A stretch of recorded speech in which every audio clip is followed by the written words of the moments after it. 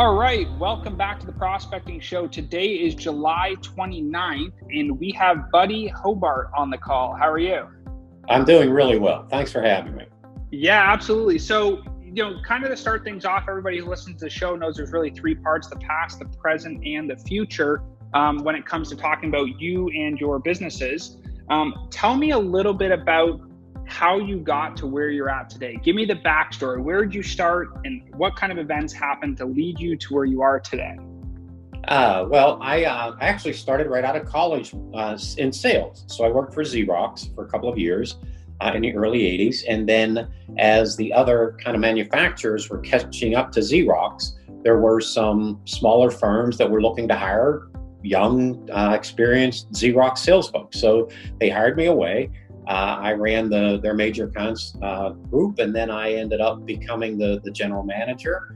And the interesting thing that happened when I became the general manager was I was almost instantly embarrassed with myself on kind of the way I looked at leadership and looked at things. And that might need a little bit of explanation, but I was the sales guy. So when 80% or 90% of the resources were funneled to the sales department, I thought that made perfect sense. Nothing happens until a sale is made, that kind of an adage. But when I became the general manager, I then was in charge of everybody, sales, service, administration, everybody. And it was an embarrassment to see that 90% of the resources were going to, in essence, 15% of the population. And now that everybody was a teammate across all of the disciplines, I didn't like the way I had advocated for things in the past. So I made a few shifts. We started to empower our employees. We started to collaborate more. We started to drive different initiatives. And while sales grew significantly, profits grew almost overwhelmingly. And then I began to realize, in addition to selling, I really enjoyed that leadership journey, and I really enjoyed that kind of organizational development. So on my 35th birthday, after the best sales year I ever had, I quit and I started Solutions 21.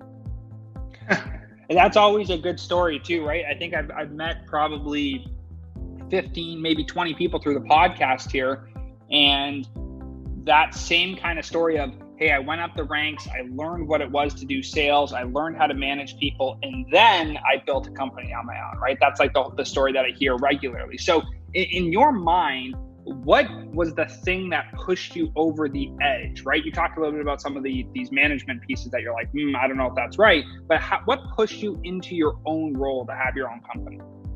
Watching people grow. It was very exciting. It was very, I realized I had a passion for that. And I realized that sales was great. I still enjoy it. I enjoy the interaction with folks, but I think the passion in watching people and organizations grow and achieve their potential is what pushed me over the edge. And I realized that in my current situation, I had kind of done what I could do in that role in Pittsburgh. So I decided I wanted to do it in a bigger role across the country and around the world. Yeah, and that really comes down to vision, right? I think at the end of the day, you're talking about, you see the limitations, you know how to address the limitations, and you're going to achieve greatness because of it, right?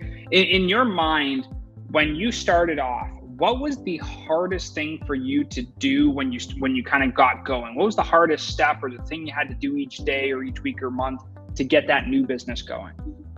Well, I think the beginnings were to convince a marketplace that, I was only 35 years old, and to convince a marketplace that we had some knowledge to impart on them when there was a sense of looking at the industry that I came from, like, you sold office equipment. What do you know about banking or the legal industry or the medical industry or pharmaceutical? I mean, we work now across every discipline you might be able to imagine. But back in the day, people always tend to feel that their business is special and that you can't possibly understand the challenges we have if you've not been in our industry. So that was probably the hardest thing we had to break down early on. Yeah, and in your mind, as you start to build the company, right? As you started to build up over time, build that book of business, have people on your team, what do you think made you successful specifically? I think you said it, the last part was the team. Our first employee is still with us. I am very proud to say, with some fits and starts on beginning to understand what is needed to do what we do. And we'll talk about that in a second about the present. I think it was putting together the team that we have put together. Yeah, and I think that's becoming more of a big thing, where people are talking about culture, team fit, the people you work with every day, and it's less important about like where you work, right? With everything going on with coronavirus and businesses closing down and people relocating and working from home, I think businesses are starting to realize like it really comes down to the people that you work with, both the customers and the internal people. What are some of the things that you have seen as a very important strength in the people that you've hired on your team? A number of things. So as we look at your setup to the show, the past, present, and future. So we had written a few books on how to attract and retain talent. And we wrote the first one in 2008. I'm kind of proud and humbled to say we wrote one in 2008, and then we updated it 4 or 5 years ago. Both of them have sold out. And we became a bit of a pioneer in the concept of next generational leadership and how do you attract and retain the best talent. And by the way, as a sidebar, I actually believe that small to medium-sized businesses have as good, if not a greater, opportunity to attract the best talent on earth that years ago was kind of held for the Fortune 500. I don't think that's the case anymore.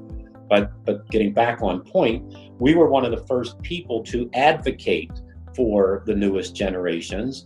And so that made us a bit of a pioneer, because 10, 15 years ago, people were beating up on the next generations, on millennials and now Gen Z, but we were advocating for them. So I think that our positioning there, and then what we looked for in people were actual leaders. So we do next generation leadership development.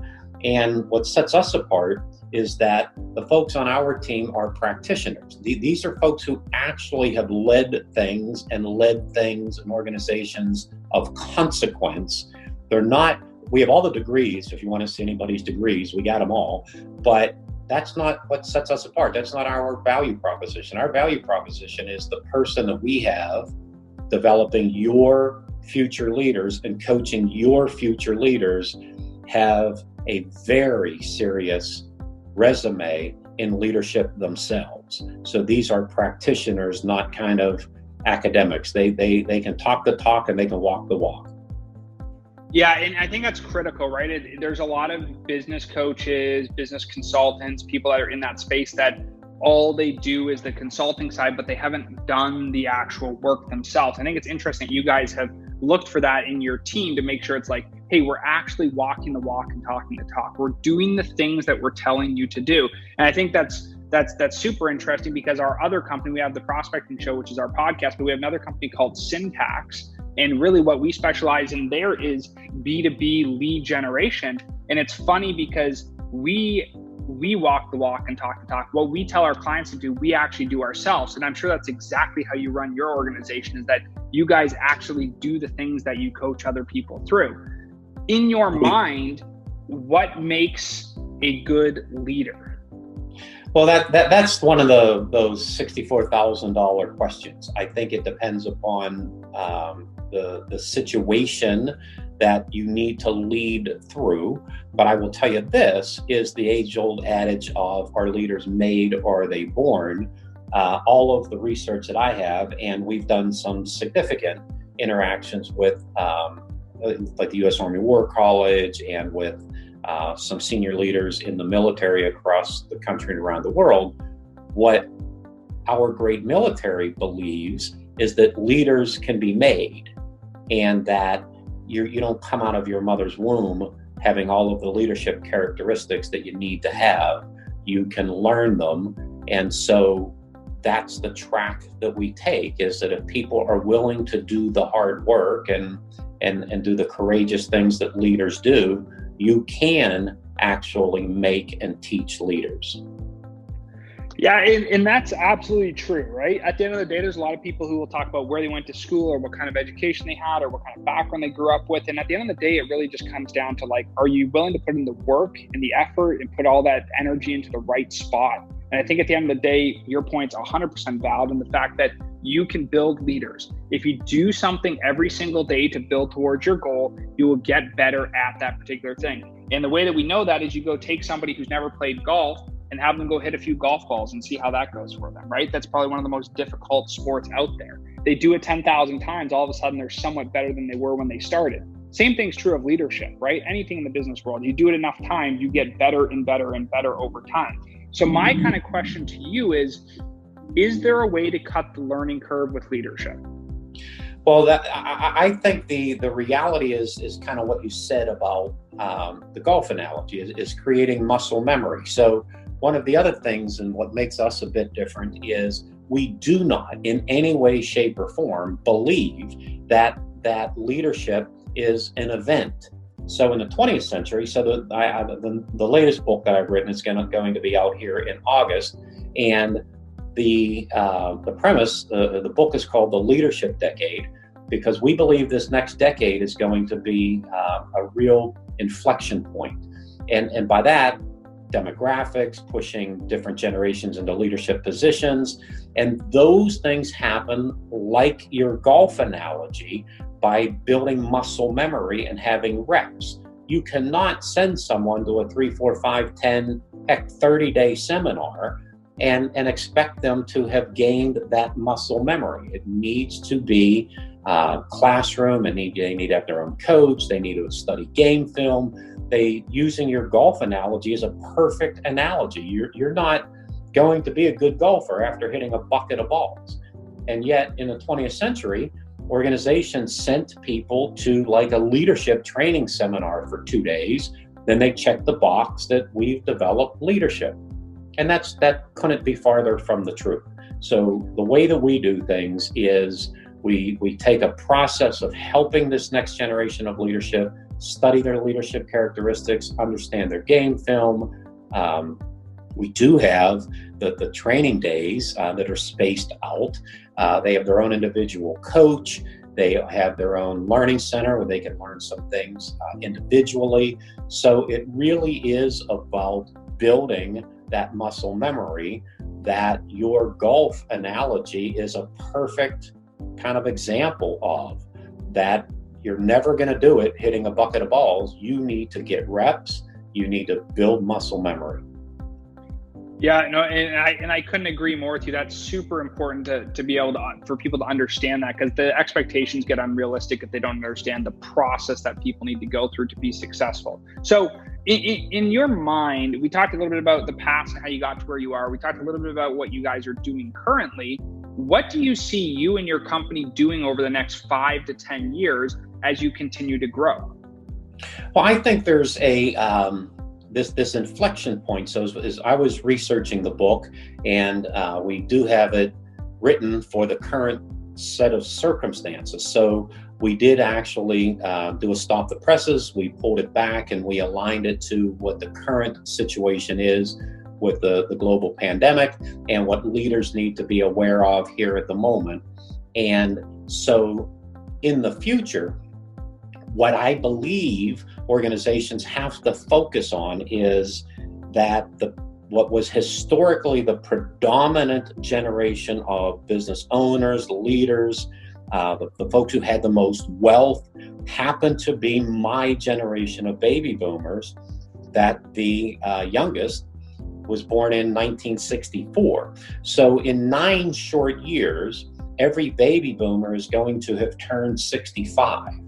So I think the world needs to get a deep understanding that we have reached this inflection point that we were going to reach anyway, regardless of this pandemic. The pandemic, in my opinion, threw a light on the issue versus it kind of being a gradual kind of dawning where people would begin to realize that baby boomers are all marching to retirement and we don't have enough Gen Xers to replace them.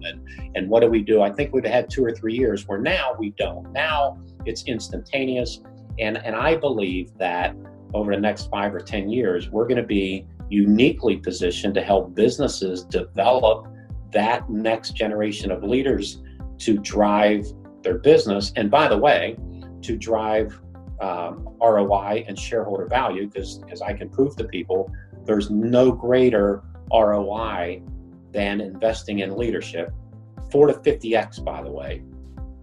So I believe over the next 5 or 10 years, we'll be uniquely positioned to help organizations develop this next generation of leadership, because we baby boomers simply are not going to live or work forever. And what's about to happen from the handoff is not my opinion, it's a demographic certainty. Yeah, and I think you're right? Timing is one of those things we can't control, right? Like there's a certain endpoint to where people, as they continue to age and the generations change, we can start having a different result and have to pass the torch, kind of. So, for the people who end up listening to this and are kind of interested in leadership development and kind of building as they transition their companies, what's the best way for them to reach you and engage with you? Well, our website, solutions21.com, certainly you can go in there and dig out some additional information and be able to reach out to us. Our phone number is 412-921-2171. Feel free to call, leave us a message. Happy to get back to you. When the book comes out, it will have its website, theleadershipdecade.com. So I think you could learn more there as well. I would drive you to the Solutions 21 website, because I think there are some things where if you wanted to know more just for your own edification, there's some blogs, there's some white papers, things like that I think leaders who want to get better will find very, very interesting and very helpful. Yeah, that's awesome. And I think with your experience, right, and your team's experience, you've gone through multiple industries, multiple phases, multiple different groups and kind of systems you put together. I think it's very valuable for people to understand that the people you learn from need to have experience in the field that you're trying to learn, right? And with you guys, you're so diverse and you have so many skill sets that I think it's a great opportunity for other organizations to learn from you. So, for anyone who ends up listening to this, definitely reach out and try to start that conversation early. I know the world's changing quite a bit here with COVID, and to your point before, we've really put a light on the problems that already existed. I don't think that there's necessarily more problems than there were before, but we definitely put a light on that. And I think in these circumstances now, the key is going to be how can people adapt and pivot and learn from what's happened so that they don't make the same mistakes in the future. So, at a high level, I really appreciate you taking the time out of your day to talk about leadership and your background and kind of what you guys are doing. And I really value your insight. So thank you so much for coming on the show. I really appreciate you having me. And if I could add one last thing, I think absolutely, go for it. It links to the point you made, is that time is not on a business's side right now. To your point, the challenges kind of expose weaknesses, and if you're feeling a crunch of leadership or the right direction, or your next generation of leaders making the right decisions, this is only exposes that was there before this. And in the 20th century, business owners thought time was on their side.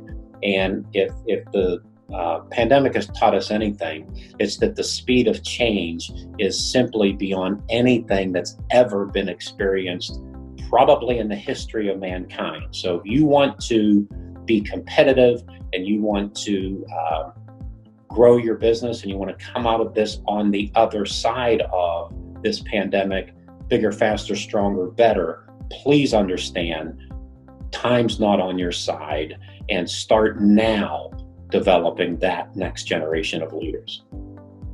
Yeah, no, couldn't have said it better myself. Thank you so much for kind of breaking that down, and for the people that end up listening that are trying to understand where things are going. You hit the nail right on the head. Thank you for coming on the show. And for the people who listen, we're going to release this for a special event that's coming up here for you guys in about 2 weeks. So we're going to release this episode after that event has happened. And in pre-roll, we'll actually read out what has happened with your guys' business, because there's something special coming up, and we will let the listeners hear about that then. Thank you so much. Really appreciate it. Thank you so much.